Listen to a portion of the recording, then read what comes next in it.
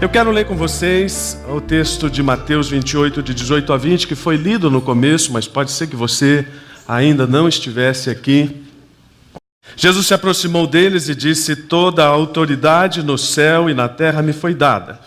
Portanto, vão e façam discípulos de todas as nações, batizando-os em nome do Pai, do Filho e do Espírito Santo. Ensinem esses novos discípulos a obedecerem a todas as ordens que eu lhes dei.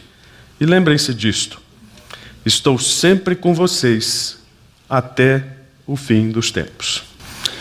Domingo passado nós estávamos aqui numa verdadeira festa, né? Eu penso que o pão na mesa foi um momento delicioso de nós compartilharmos. E mais uma vez, para mim muito precioso como pastor, por ver as interações com as crianças.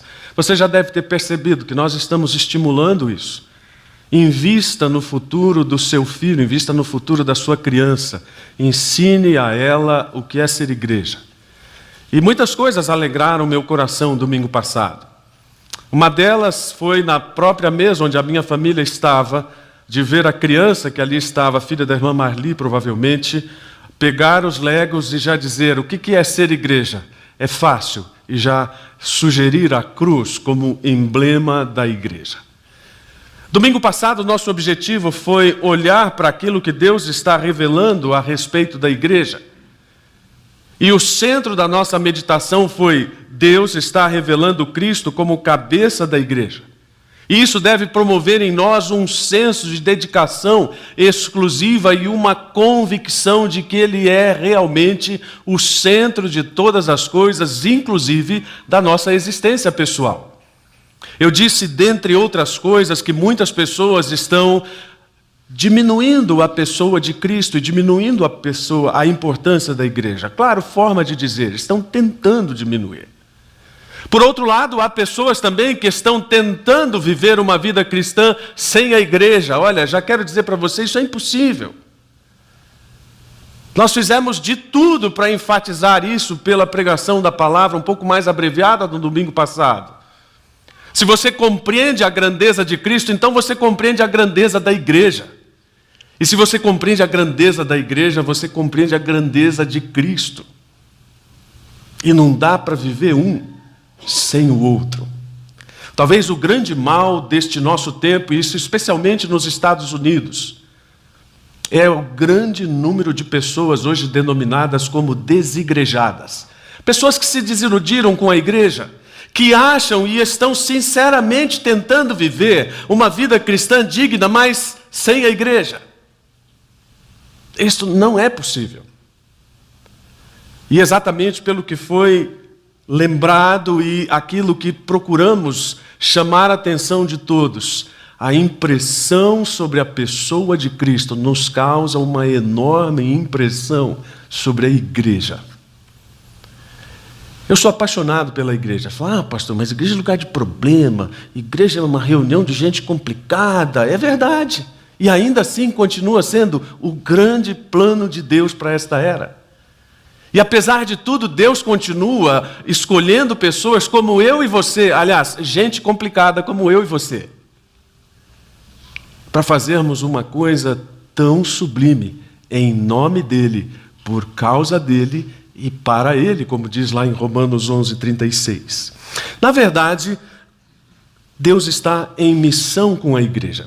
Eu acho fantástico como o Espírito Santo prepara tudo aquilo que vai ser pregado, independentemente de quem vai pregar. Alguns domingos atrás, no domingo da igreja perseguida, pastor Marcos Amado veio aqui e disse: Deus está em missão. Passados alguns domingos, pastor Fernando Brandão esteve aqui e ele me perguntou: você quer que eu pregue sobre algo específico? E eu disse: olha, pastor, eu não tenho o hábito de dizer a ninguém o que vai pregar.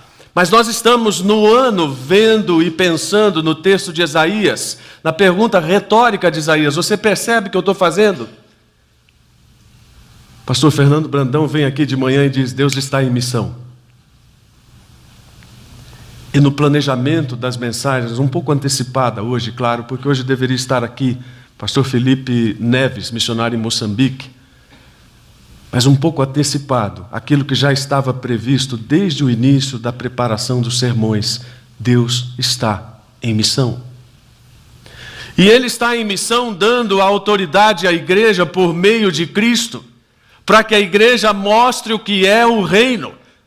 Esta ideia, especialmente no livro de Efésios, ela me agrada muito. A igreja é uma pequena amostra do reino. E nós deveríamos viver com essa consciência. Embora lá fora nós tenhamos todo tipo de problema, todo tipo de injustiça, na nossa reunião nós não deveríamos ter. Exatamente por essa responsabilidade da igreja testemunhar a realidade do reino, por nós já conhecermos os valores do reino. A responsabilidade da igreja, ela é enorme. Porque nesse testemunho muita coisa está implicada. Ela fala do reino, mas ela fala da salvação, ela fala da volta de Cristo. E tudo isso por um sistema que o próprio Cristo deixou. Caminhando com gente, ensinando gente, ajudando gente. Uma coisa que a gente chama de discipulado. E se você observa bem, você já deve ter visto também que há no nosso tempo uma porção de gente tentando ser crente sem encostar em ninguém. Não dá.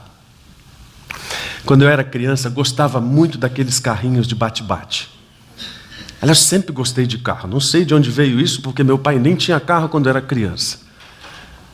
Mas eu amava ir naqueles parques e pegar aquele carrinho que eu achava mais bonito e passar aquele tempo que me era destinado sem bater em ninguém e sem que ninguém batesse em mim.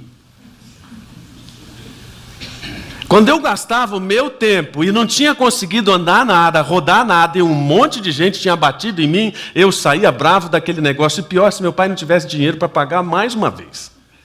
Porque eu ia embora frustrado com a ideia de que não andei, que não pilotei, que só bateram em mim. É a mesma sensação que eu tenho às vezes com a igreja. Talvez a mesma que você tenha. Que parece que você não anda, as pessoas só batem em você. Não interessa. Deus está dizendo, com letras bem claras por meio de Cristo, que o propósito dele é que esse agrupamento de pessoas, andando discipularmente, façam o bem para o mundo. Ou seja, a preocupação de tudo isso é que a igreja reflita o bem do mundo e que a igreja seja o bem para o mundo. Quando dizemos que a igreja está em missão, na verdade estamos dizendo que é o Senhor Jesus que está no palco, se você quiser. Aliás, um dos autores citados pelo pastor Marcos Amado, quando ele pregou, foi esse. Não essa frase, mas citou a mesma obra e o mesmo autor, e esse autor diz: quando Jesus sobe ao palco da história, ele propaga as boas novas. O reino de Deus chegou. Sua mensagem diz respeito à renovação cósmica, à restauração de toda a criação e de toda a vida humana e sociedade. Ela não é o tipo de anúncio a ser relegado à seção religiosa do jornal. Antes, permanece sendo notícia mundial. É uma pena não podermos fazer aqui um parênteses para explicar todo o raciocínio de Michael Gorin.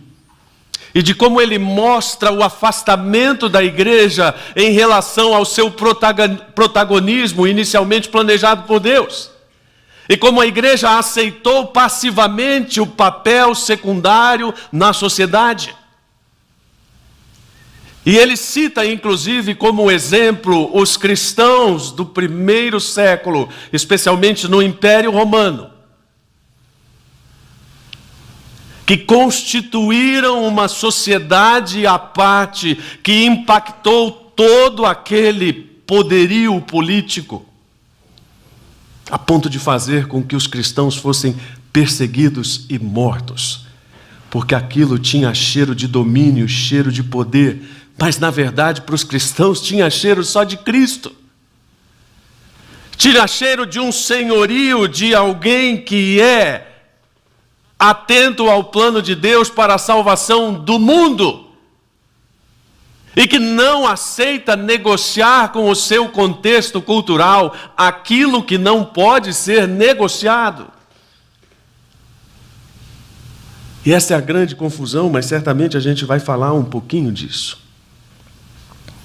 Mas só para você ter ideia, um dos historiadores daquela época, inclusive contrário aos cristãos, minha memória está dizendo que penso que já citei isso. Celso diz que as reuniões dos cristãos eram abomináveis. É um anticristão dizendo. E por que eram abomináveis? Porque ele dizia: onde já se viu um escravo sentado ao lado de um magistrado? Esses cristãos querem perverter a sociedade. Eles querem destruir nossa ordem social. Eles não entendiam que esse convívio era graças à pessoa de Cristo. E por isso só entendiam como algo que ameaçava o reino. Afinal de contas, tudo aquilo era feito em nome de um rei, Jesus. Então, se há um rei que está dizendo para essas pessoas fazerem uma coisa que atenta contra a estrutura política do reino, é fácil, a gente mata essas pessoas. Nós não fizemos isso. O que nós fizemos na sociedade do Ocidente dos nossos dias? Nós nos contentamos com os nossos guetos, os nossos nichos, os nossos jargões evangélicos. Estava brincando com o Marcos Amado que por mais esforço que a gente faça, o linguajar da gente ainda é muito cristão, né? Você falou, mas tem como ser diferente? Não é que não tenha como ser diferente, o que deva ou o que não deva, mas é que algumas coisas são muito incompreensíveis para um não cristão, não é? Um desses exemplos, alguém entra aqui, não sabe o que é crente, nunca veio na CB Moema tal, e ouve o pastor dizendo, vamos pôr fogo na noiva, gente. O cara sai apavorado, chama a polícia, chama os bombeiros. Esse pessoal vai incendiar uma noiva. Precisamos evitar uma tragédia. Não, é essa linguagem que às vezes nos serve de gueto e que às vezes nos faz confusos sobre como dialogar com o contexto cultural da nossa época. Deus está em missão por causa disso também. Porque nós estamos num tempo em que o mundo está em movimento e nada mais é esse movimento do que a história de Deus.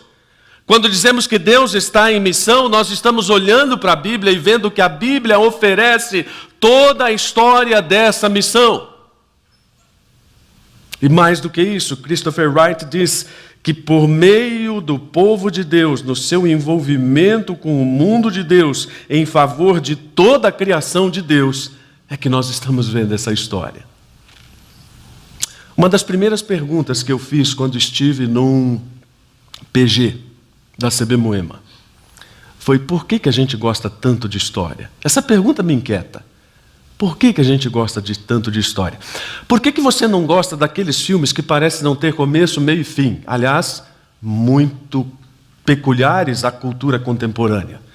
A cultura contemporânea prega a desconstrução, pega a ausência de uma narrativa, de uma grande narrativa, de uma metanarrativa. Por isso, quando você vê um filme moderno que não tem começo, meio e fim, para você não tem começo, meio e fim, mas para o autor, para o cineasta, aquilo faz todo sentido, que é não ter sentido.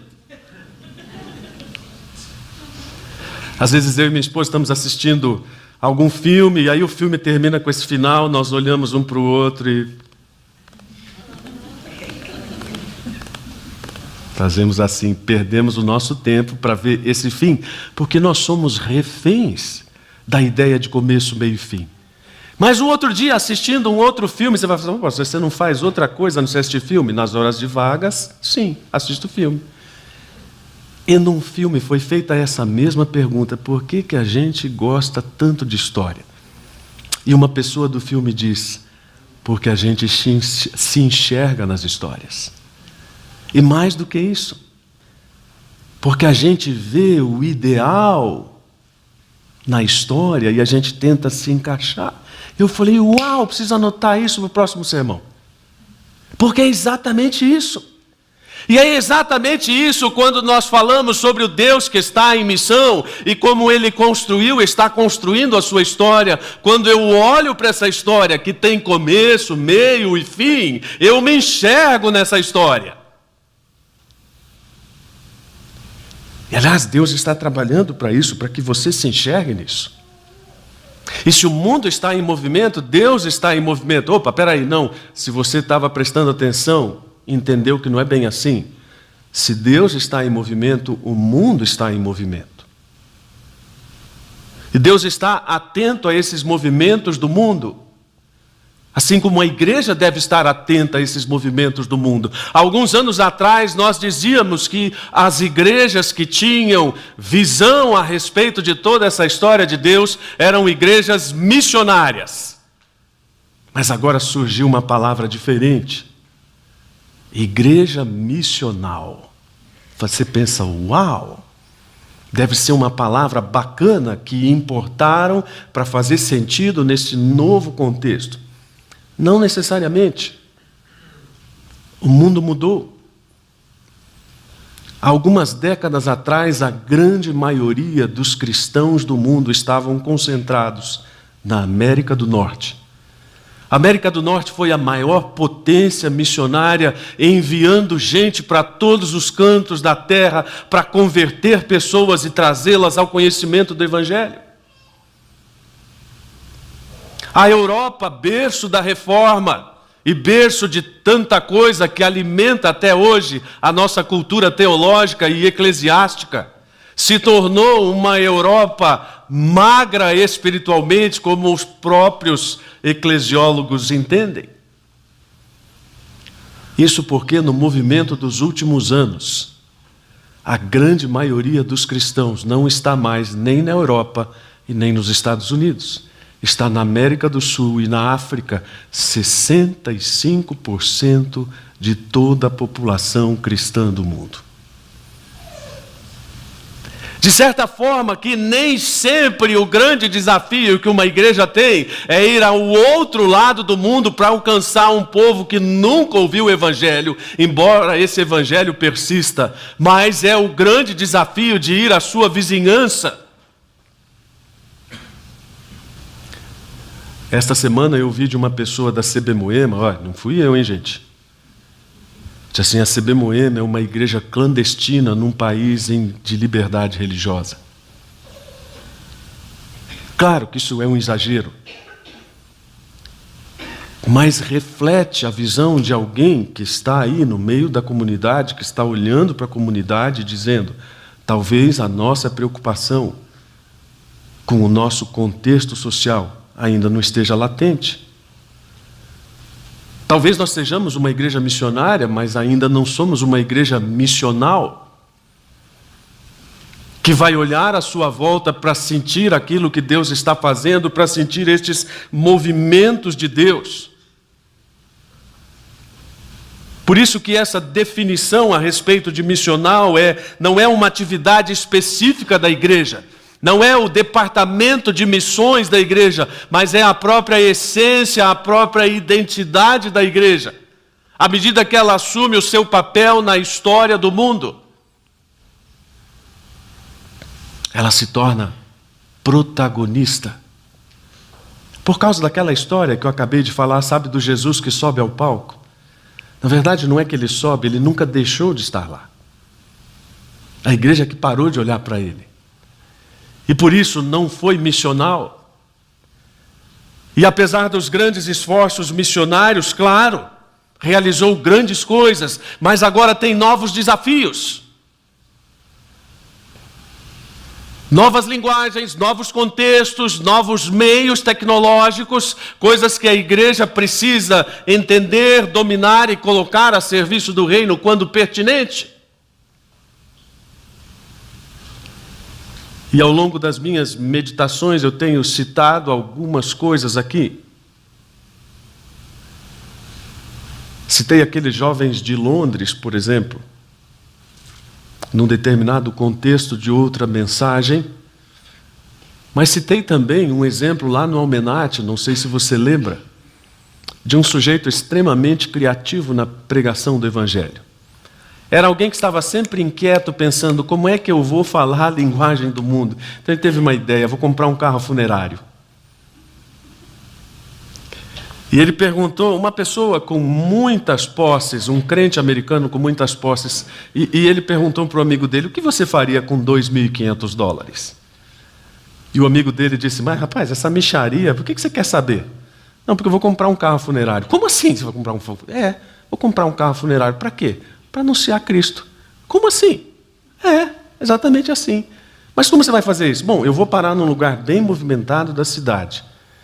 E então vou combinar com algumas pessoas da igreja e vou abrir a porta e vamos sair umas 4, 5 pessoas andando de preto dentro do carro funerário.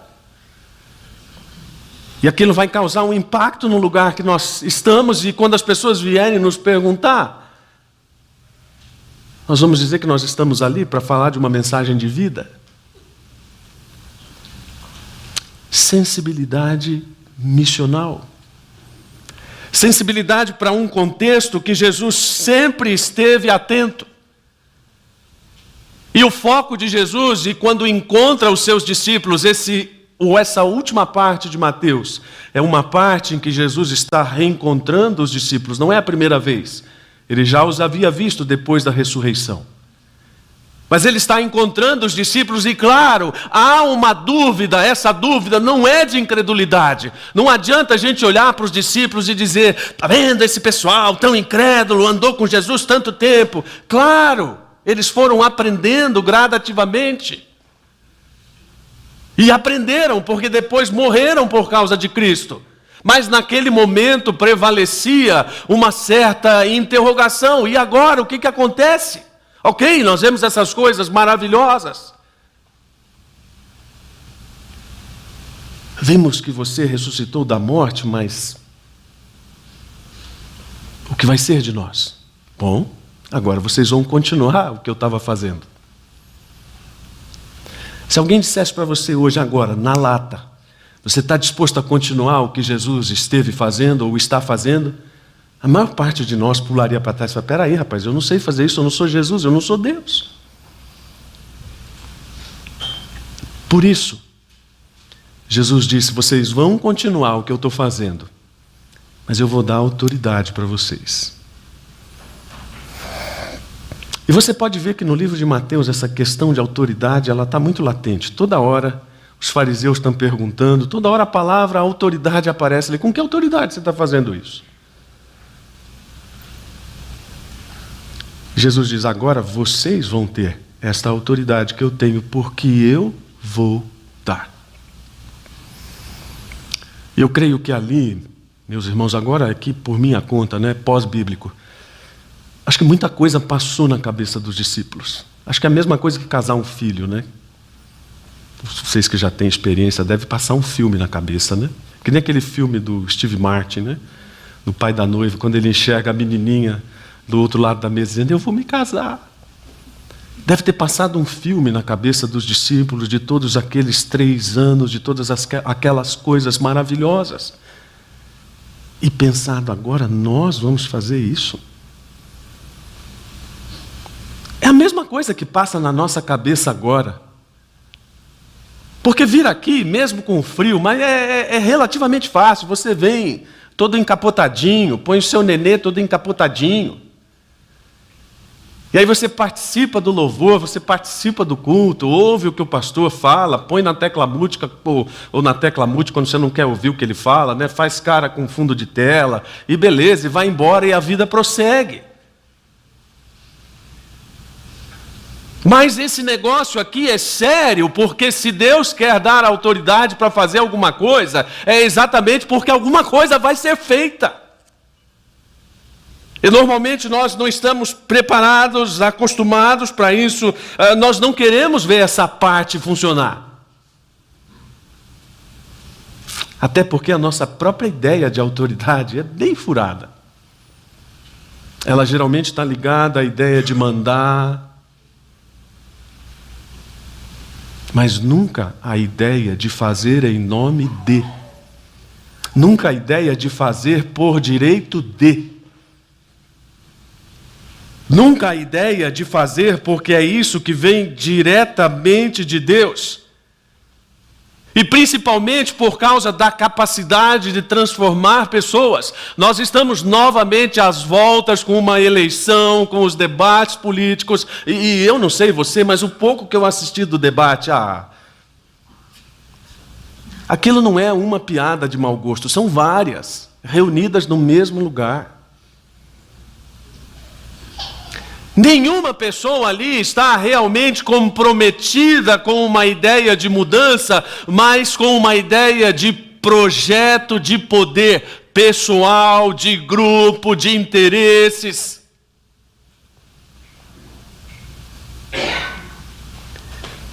A prova disso é que entra governo e sai governo, né? E o brasileiro vai repetindo, nossa, e eu achei que pior não podia ficar. E olha, gente, não é que eu seja desesperançado em relação à política, não. Eu penso, inclusive, e como pastor líder da CB Moema, logo vocês vão conhecer meus posicionamentos não político-partidários, mas de como a igreja, de como a comunidade deve se situar no meio desse contexto político.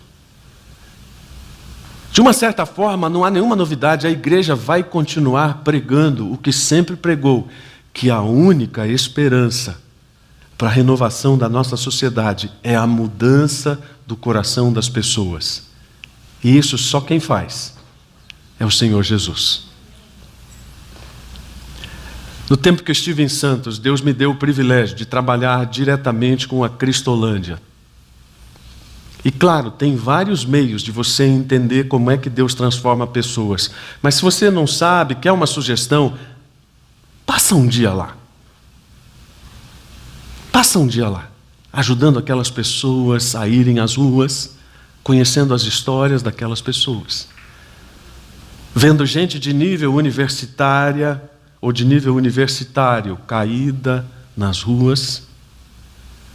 Gente que destruiu sua família, gente que destruiu tudo que podia destruir, em nome de ilusões. A polícia vai lá, solta bomba e faz o que ela acha que deve fazer, os políticos vão lá, fazem discursos, inauguram coisas, mas a única coisa que muda aquelas pessoas é o Senhor Jesus. Não é à toa que as autoridades vêm pedindo isso. Creio que já mencionei aqui que há um tempo atrás um juiz da vara de infância de Guarulhos pediu aos batistas que instalassem uma Cristolândia infantil em Guarulhos, e lá foi feita a primeira Cristolândia para crianças do Brasil. Quando estávamos lá em Santos, o poder político municipal procurou o governo do estado para dizer: a drogadição está demais, o que nós fazemos? E o governador disse: procurem os batistas. E então nasceu a Cristolândia lá em Santos. É essa autoridade que a gente está falando. E se você quer se envolver com esse Deus que está em missão, você precisa estar revestido dessa autoridade. E quando Jesus disse: toda a autoridade me foi dada no céu e na terra, para provar que isso está em movimento, que isso está acontecendo, que isso não é coisa de 2000 anos atrás, que você leu aqui e isso se perdeu no tempo. Não, isso é agora. É urgente. Vai além do nosso conforto aqui. Só que Jesus, como Jesus sempre gostava de complicar e gosta, Jesus disse: olha, vocês vão fazer esse negócio com autoridade, mas vocês vão fazer discípulos.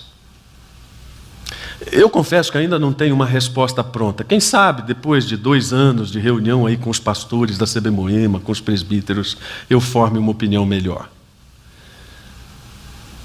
Jesus ensinou um método de varejo. Então falou: mas Jesus falava às multidões.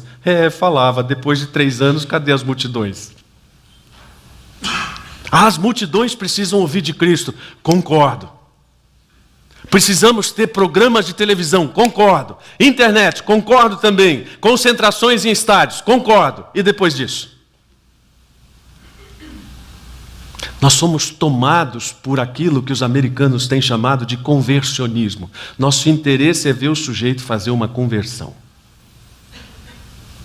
Depois que ele faz a conversão, nós respiramos fundo e dizemos: um a menos no inferno.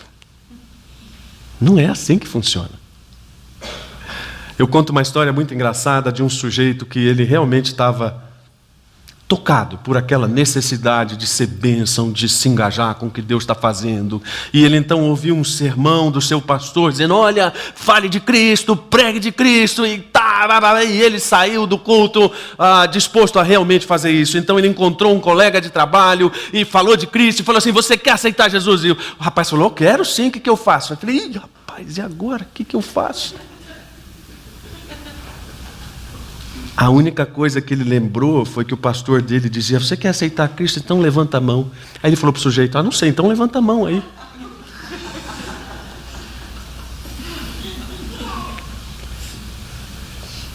Nós achamos que aceitar Cristo é levantar a mão. E Jesus não disse: vão aí pelo mundo fazendo as pessoas levantarem a mão. Num determinado momento talvez elas tenham que levantar a mão. Mas nós precisamos fazer discípulos.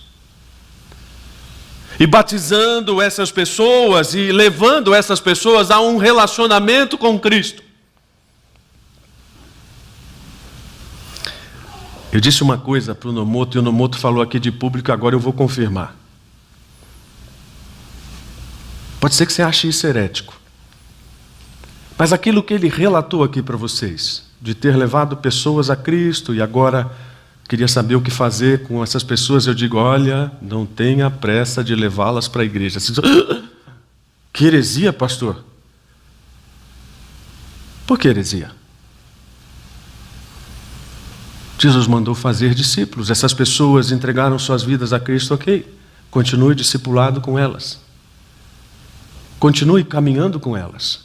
Quando houver um mínimo de maturidade, aí sim, traga para a igreja. E então agregue essas pessoas à igreja. O problema é que nós temos tanta pressa de nos livrarmos das pessoas que nós não queremos acompanhar as pessoas. Por isso não sabemos o que é discipular, não sabemos o que é levá-las a um relacionamento. Uma vez que elas digam que creem em Cristo, pronto, achamos que já fizemos tudo. Não! Ajude essas pessoas a terem um relacionamento com Cristo. Ajudem os seus filhos a terem um relacionamento com Cristo. Não coloquem a culpa na igreja pelo fato delas não quererem Jesus, não quererem a igreja, não quererem coisas que você primariamente deveria ter feito em casa, onde acontece a primeira igreja. Em casa, onde acontecem as coisas em que você, pai, é o primeiro pastor dos seus filhos. Sirlei estava lembrando, outro dia, uma irmã que nós conhecemos aqui em São Paulo, irmã Terezinha, da igreja do Brooklyn. E ela disse uma coisa para Sirlei que ficou marcada. Ela disse: eu não dei a ninguém o privilégio de levar meus filhos a Cristo. Eu quis que isso fosse privilégio meu. Então você que está lá em casa, achando que a igreja vai fazer o que deveria ter feito, a igreja vai cumprir o seu papel. Mas é lá que você vai entender com seu filho, não importa quão novo que seja, o que é fazer um discípulo. Eu gosto de dizer que Deus fez os justos para criarem justinhos. Fiquei sabendo que tem alguém grávido aqui, né? Mais um justinho vai nascer. Esse justinho precisa ser discipulado desde a barriga.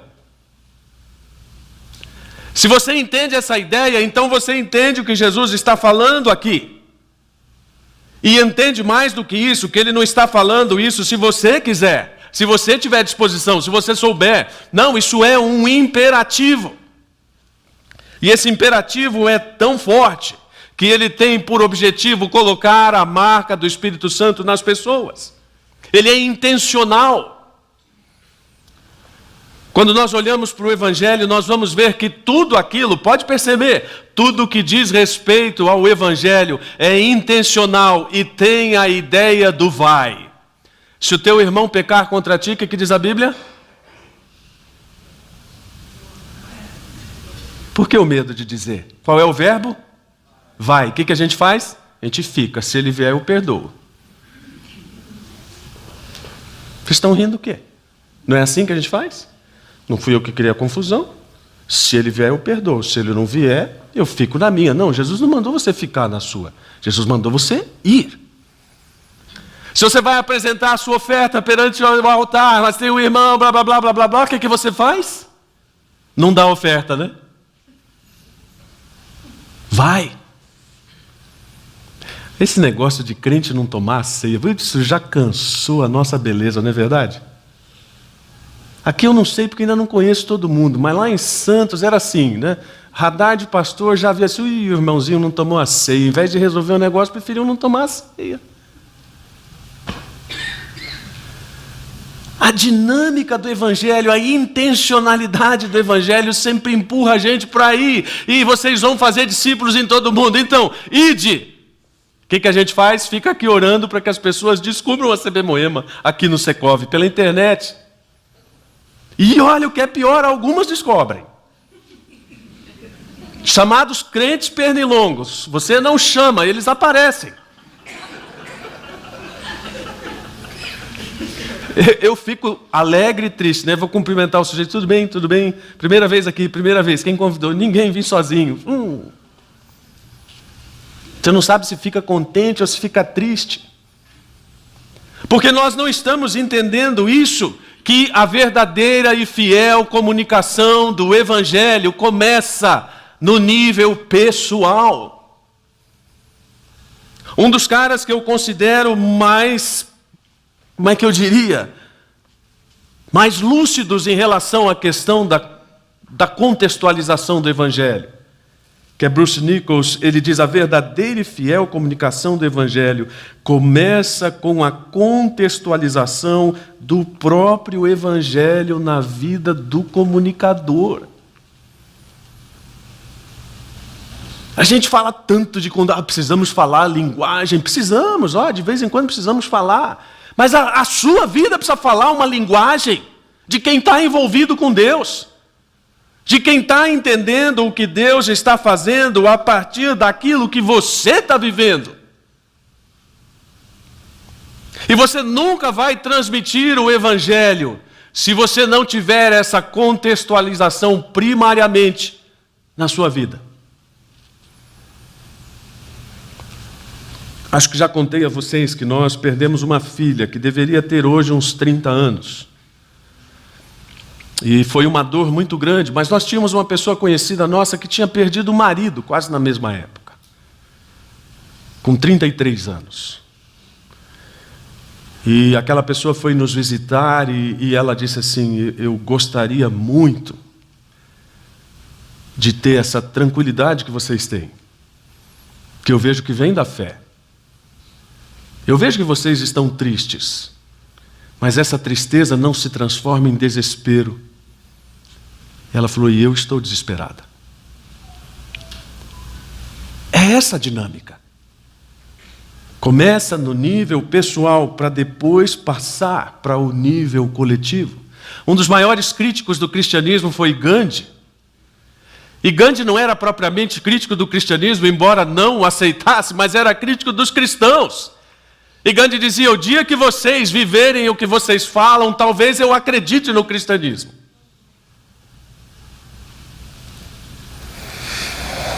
Eu quero terminar dizendo que, na verdade, o nosso discipulado e a nossa coerência com aquilo que Deus está fazendo, nada mais é do que a nossa identificação com Cristo. Entender que Deus está em missão é me parecer com Cristo. É entender o que é a sua encarnação, o seu serviço, o seu amor, a sua missão. Porque foi isso que Jesus disse. E enquanto nós não nos tornarmos esses pequenos cristãos, porque no início do cristianismo, cristão era uma palavra pejorativa. Como se as pessoas dissessem esses cristinhos, essa escória. Enquanto não estivermos identificados com Cristo nesse nível, nós não vamos entender o que é um Deus em missão. O apelo hoje é para nós como comunidade, mas é para você também como pessoa. Deus está fazendo tudo o que está fazendo, e Deus está em missão com a igreja, primeiro, para que nós sejamos diferentes. Você está fazendo de tudo para ser igual ao mundo, né? Pois é, Deus fez você para ser diferente. Eu morro de rir com isso. Isso é coisa de gente bem resolvida, viu? Desculpa aí, mas coisa de gente bem resolvida. Eu conto que uma vez na faculdade levei uma vaia de 80 pessoas que não queriam assistir a aula que eu queria assistir. Você é do tipo Maria vai com as outras, que até quer ficar, mas vai, ou é do tipo que toma vaia? É porque isso é fundamental. Se você é cristão, você já é um cara diferente. Você é o sujeito que lá no seu local de trabalho vai falar assim, não, eu não traio a minha mulher. O sujeito vai dizer, que você é um ET, cara, você não trai essa mulher? Não, não trai. Por quê? Porque eu amo a Cristo. E Cristo mandou amar a minha mulher como Ele amou a igreja. Por isso que ninguém vai entender nada. Tive o privilégio de levar a Cristo um engenheiro que entrou em sérios problemas na grande empresa que ele trabalhava, porque ele não quis entrar num esquema de propina milionário. Ele falou, pastor, o problema não é só eu perder o emprego, o problema é ser ameaçado de morte. Deus foi tão bom na vida daquele rapaz, que em questão de meses ele foi transferido para uma outra empresa. Quer dizer, foi transferido não, se candidatou a uma vaga em outra empresa, numa situação bem melhor, e foi embora. Nós somos um povo diferente. Nós estamos entendendo isso quando olhamos para o reino e vemos que Deus está apontando para o que há de vir, e nós estamos dizendo isso para as pessoas. Sabe o cara na fila do banco, você já viu lugar para as pessoas reclamarem mais da vida que lugar de fila de supermercado, fila de banco? Excelente lugar para você falar de reino de Deus. Um dia minha esposa estávamos num grande mercado lá em Santos e um sujeito na nossa frente, mas começou a falar mal. O rapaz não disse uma coisa positiva. E a gente nem conseguia falar, porque quando a gente ia dizer, ele continuava e tal. Aí chegou a vez do dia caixa, ele virou assim para a gente, nossa, só falei coisa negativa, né? Um dia a gente vai se encontrar, eu vou falar algumas coisas positivas, eu também sei. Para essas pessoas, ideal você dizer, pois é, isso vai mudar. O cara vai, vai. Nós vamos viver num mundo de justiça. Excelente oportunidade para você apontar para isso. Nós entendemos esse Deus que está em missão quando nós queremos que a nossa igreja se envolva com a comunidade. Talvez você não saiba, mas eu vou adiantar isso. A liderança da igreja está procurando um lugar em Moema para que esta comunidade seja relevante no lugar do qual ela tem o nome. O que nós vamos fazer lá? Bom, não sei, um monte de coisa. Curso de dança, curso de música, coral, teatro, inclusive falar evangelho. Brincadeira, viu, gente? É o contrário. Vai que você acha que realmente é essa ordem que eu estou dizendo. Para que a gente seja relevante comunitariamente, para que tudo na igreja seja transformado pela missão. O louvor, adoração, cooperação financeira, oração. Você percebe quando uma igreja é missional pela forma como isso vai invadindo todas as áreas da vida da comunidade. Porque ela entende que Deus está em missão. E por fim, a igreja entende esta realidade quando ela capacita você a estar em missão junto com a igreja. Por isso que EBD é importante. EBD não é alguma coisa fruto de uma estrutura tradicional que a igreja insiste em fazer, não. A EBD é parte de um projeto de Deus para que as pessoas sejam ensinadas na palavra. Por isso que uma sequência de sermões é importante. Se você ouviu o pastor Marcos Amado, ouviu o pastor Fernando Brandão e agora ouviu este sermão, é possível que você já tenha um bom background do que é Deus em missão. E tudo isso vai conscientizando você do seu papel na história, que é a história de Deus. Deus está em missão, Deus está construindo uma história, Deus continua construindo uma história. Nós fazemos parte dela. E estamos aqui com a oportunidade de enxergar esse papel. Abaixe a sua cabeça, feche os seus olhos, vamos orar. Deus, obrigado por este tempo de meditação e ajuda-nos a entendermos que o Senhor não é um Deus estático, perdido no tempo, sem direção ou sem controle do mundo. Mas o Senhor é um Deus que está em missão, que está em movimento num mundo em movimentos. E que o Senhor está agindo com a igreja, por meio da igreja, para que o mundo seja alcançado com a mensagem do bem em Cristo. Nosso desejo nesta manhã é que cada um de nós entenda seu papel nessa história.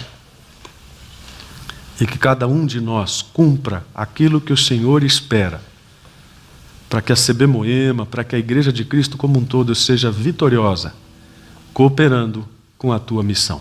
Em nome de Jesus. Amém.